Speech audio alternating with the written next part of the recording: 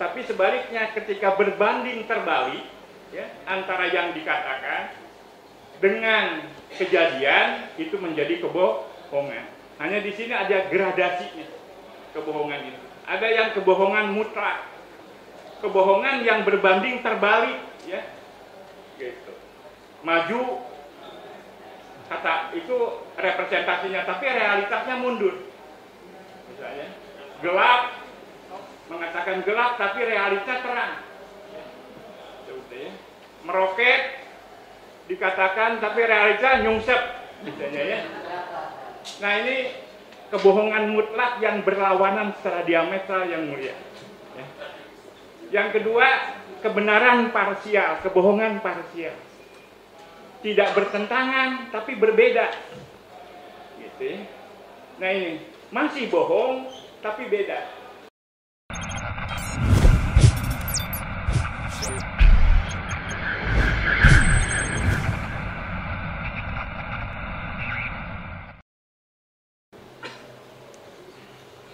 Jadi di sini saudara dihadirkan sebagai ahli dari pihak terdakwa dan penasihat hukum.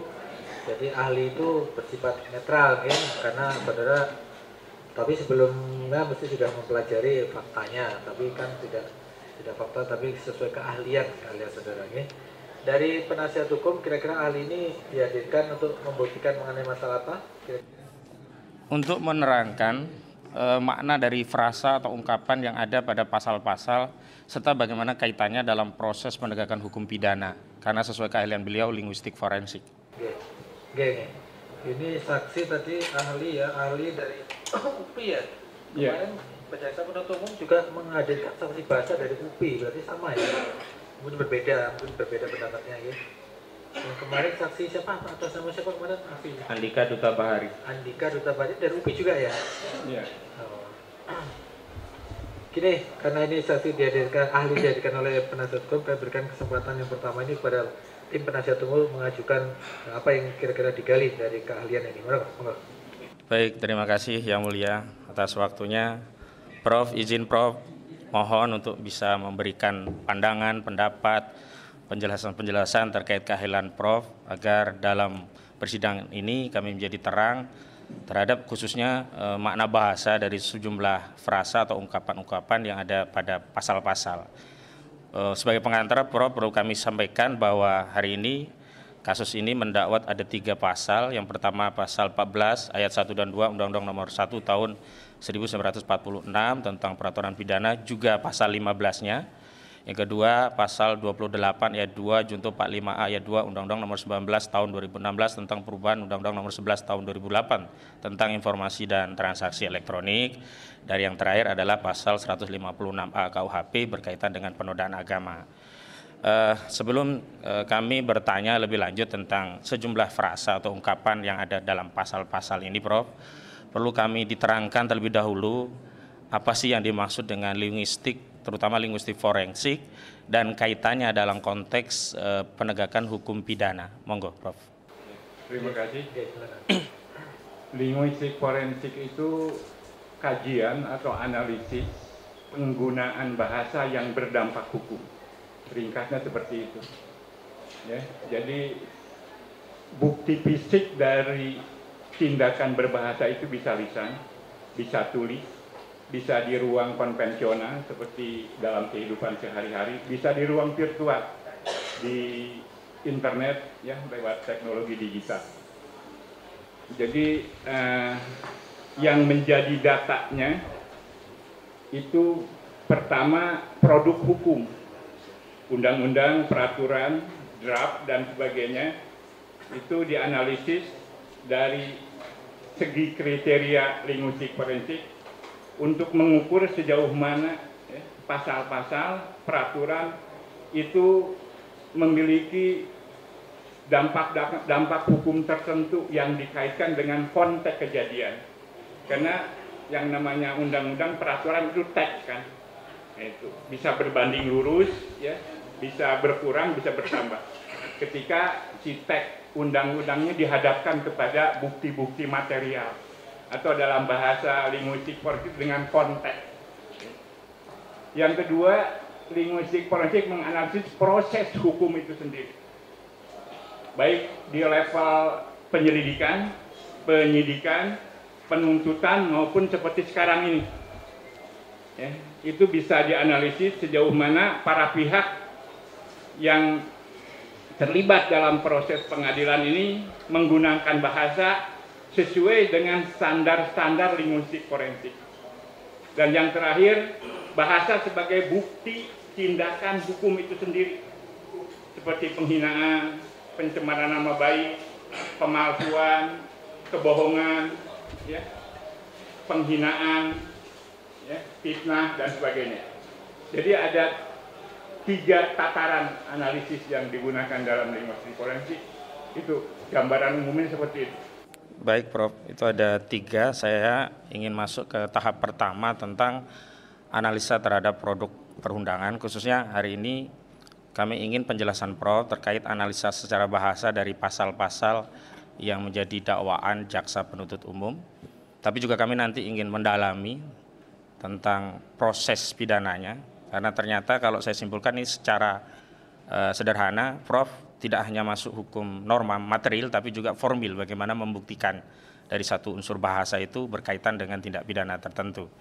Prof, yang pertama, ini di dalam ketentuan pasal 14 ayat 1 dan ayat 2 Undang-Undang Nomor 1 tahun 1946, itu ada sejumlah ungkapan yang frasa atau ungkapan itu tidak kami temukan tafsirnya secara juristik, baik dari penjelasan pasal atau memori Vantulichting begitu. Nah, kami ingin mendalami dari sisi bahasa, terutama pendekatan linguistik forensik, ungkapan atau frasa yang ada dalam pasal ini apa saja. Pertama, Prof, tolong dijelaskan secara umum atau mungkin nanti bisa ditambahkan secara spesifik tentang makna atau frasa ungkapan menyebarkan kebohongan, menerbitkan keonaran.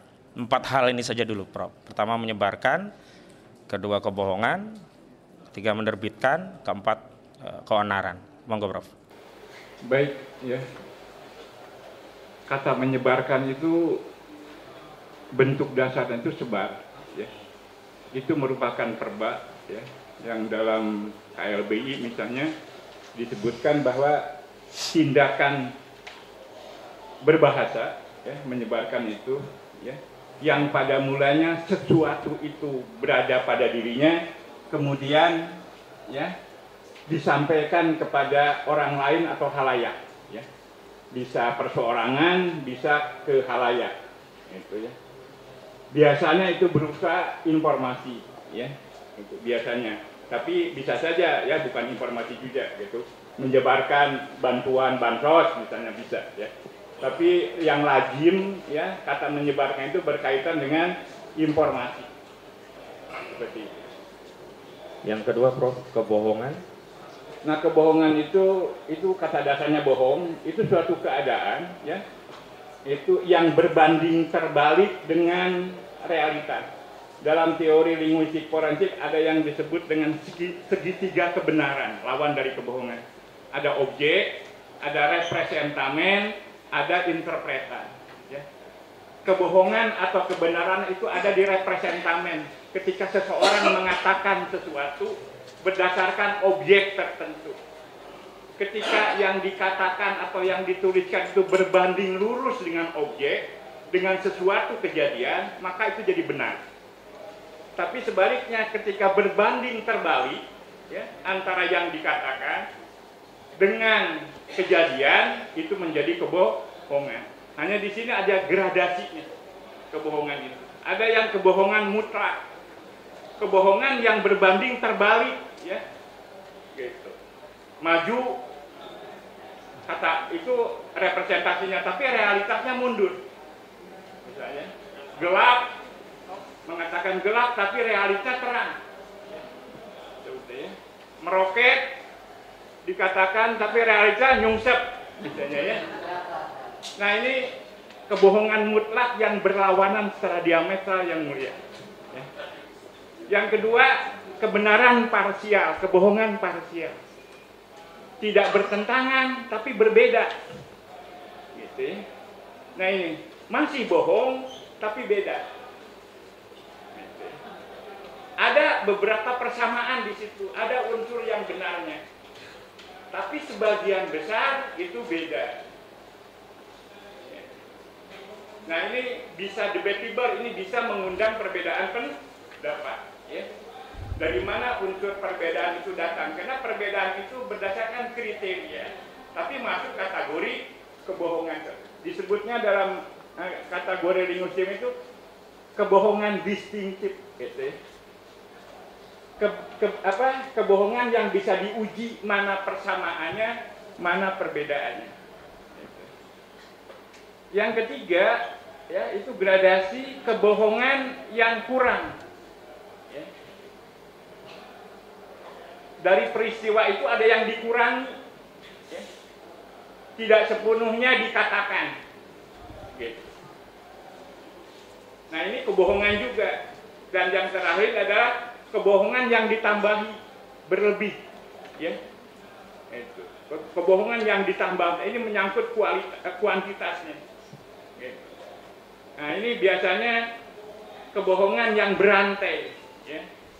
Seseorang mengatakan sesuatu kemudian disampaikan lagi oleh orang itu, bisa bertambah, bisa berkurang, disampaikan lagi, bisa bertambah, bisa berkurang. Dalam istilah Jawa itu disebut dengan kebohongan getok tular, ya.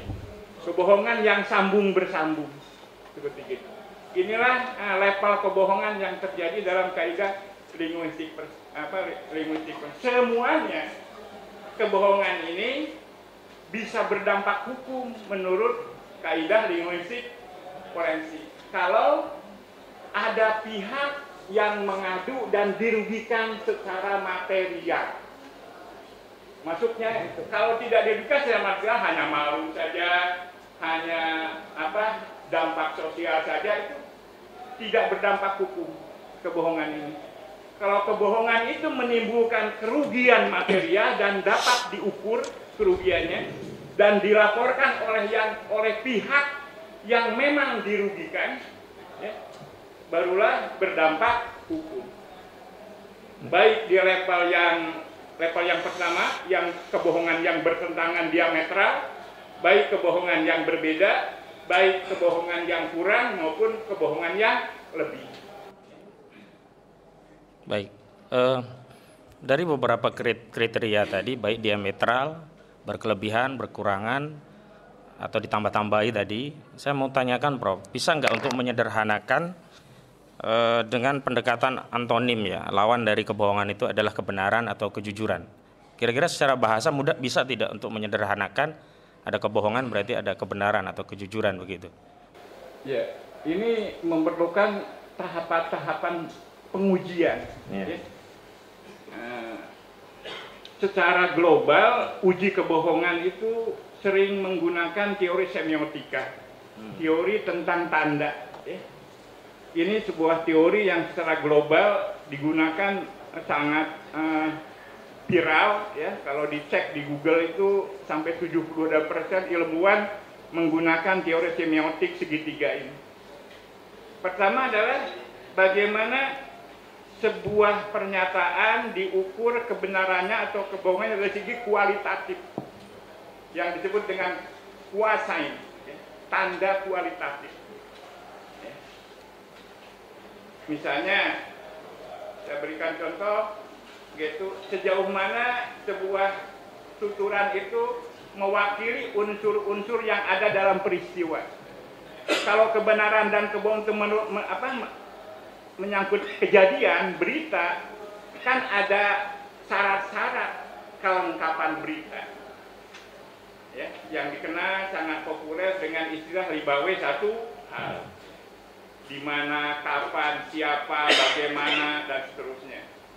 Itu bisa diperiksa apakah sebuah pernyataan itu bohong atau benar, memenuhi nggak kriteria itu. Kalau ada salah satu saja yang tidak ada, maka ya, dia tidak memenuhi kriteria sebagai berita yang benar, karena ada yang terlewat atau disembunyikan. Terlewat tidak sengaja, tidak terjangkau, disembunyikan itu sengaja. Yang berdampak hukum adalah yang disengaja. Ya. yang tidak disengaja, yang terlewat atau tidak terjangkau karena keterbatasan wartawan, keterbatasan penutur untuk mendapatkan informasi, biasanya diselesaikan di Dewan Pers. Baik, lanjut Prof. Tadi sebenarnya saya mau urut dari unsur yang pertama dulu norma, tapi menarik tadi Prof sudah masuk juga dikaitkan dengan konsekuensi hukumnya, di mana tadi saya masih ingat betul kebohongan itu baru berdampak hukum kalau ada korban yang dirugikan dan kerugiannya material Dan dapat dihukum. melaporkan itu, karena itu delik aduan ya. Baik, yang kedua unsurnya orang tadi atau korban tadi melaporkan. Ya, tidak bisa diwakilkan. Tidak bisa diwakilkan. SKB antara Kapolri, Menko Info. Hah? Menko Info.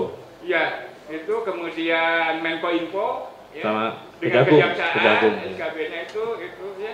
Di situ di SKB pasal 27 menyebutkan bahwa itu harus tidak bisa diwakili, harus menimbulkan kerugian material. Ya, pertanyaannya, Bro. Bagaimana kalau kerugian tadi dideskripsikan secara imaterial, misalnya rasa nggak nyaman, rasa malu, rasa gelisah dan sebagainya, tetapi yang jelas tidak dideskripsikan secara material. Apakah itu bisa tetap dilanjutkan dalam konsekuensi hukum begitu? Dalam kajian linguistik forensik, hal-hal yang imaterial ya, itu dampaknya itu dampak sosial ya. Itu dia jadi malu, dia jadi terasing, dia jadi dikucilkan begitu ya. Karena linguistik forensik itu seperti DNA, seperti sidik jari ya. Kami harus memastikan, tidak bisa menduga-duga ya.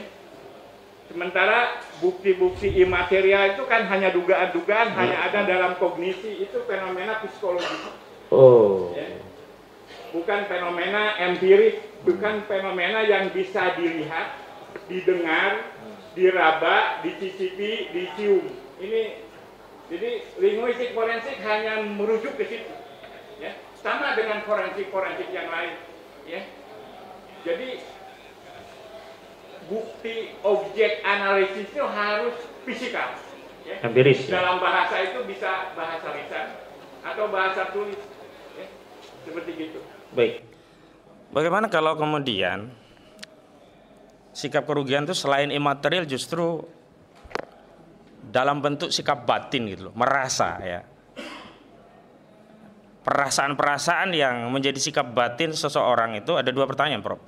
Apakah itu bisa dikategorikan sebagai fenomena yang harus aktual tadi atau dia fenomena psikologi gitu. Yang kedua, apakah unsur daripada kerugian itu bisa cukup dikonfirmasi dengan rasa gelisah yang merupakan sikap batin tadi dan baru teraktualisasi setelah ditanyakan kepada orang lain. Kalau dalam proses hukum, sikap batin tadi baru teraktualisasi setelah ditanya dalam BAP begitu. Mohon diterangkan. Kegelisahan, keresahan ya, itu kan itu fenomena kognitif. Jadi begini yang mulia, dalam berbahasa itu ada beberapa level ya. Ada yang disebut dengan pragma fisikal. Seseorang berkata berdasarkan sesuatu yang sangat fisikal, sesuatu yang empirik, sesuatu yang dilihat, didengar, kemudian dia mengatakan sesuatu. Dan itu bisa diverifikasi oleh orang lain ya. Naik dari fisikal, orang berbahasa bukan hanya fisikal tapi kognitif, apa yang dipikirkan, yang dirasakan, dikatakan ya. Seperti itu nggak kelihatan kan. Ini biasanya ini merupakan kajian forensik psikologi ya. Sejauh mana sebuah gejala-gejala yang muncul ke permukaan itu menunjukkan kondisi kognisi atau perasaan tertentu.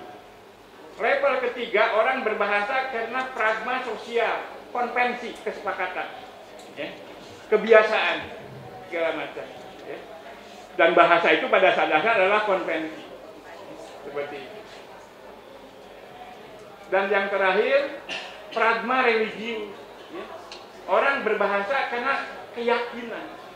Nah ini nggak bisa diverifikasi, ya. Itu ya. Karena yang tahu persis, ya, itu ya. Bahasa sebagai representasi keyakinan itu hanya dia sendiri dengan Tuhannya, gitu ya. Gitu. Jadi kita nggak bisa mendefinisikan sesuatu yang datang dari konsep agama itu sewenang-wenang kita tafsirkan dengan tafsir kita. Jadi level-level itulah. Nah, ketika ada fenomena kegelisahan dalam kajian linguistik forensik itu wilayah non hukum, ya. Non hukum ya. Yang nggak terukur, soalnya ketika masuk wilayah hukum, bagaimana kita mengukur fenomena kegelisahan? Gitu ya. Baik, saya lanjutkan, Prof. Lain dengan kerusuhan misalnya, Ya. Itu fisikal, Terukur lagi. terukur, rusuh, siapa pelakunya, di mana, kapan, itu bisa ini, ya. Baik. Kerusuhan. Gitu.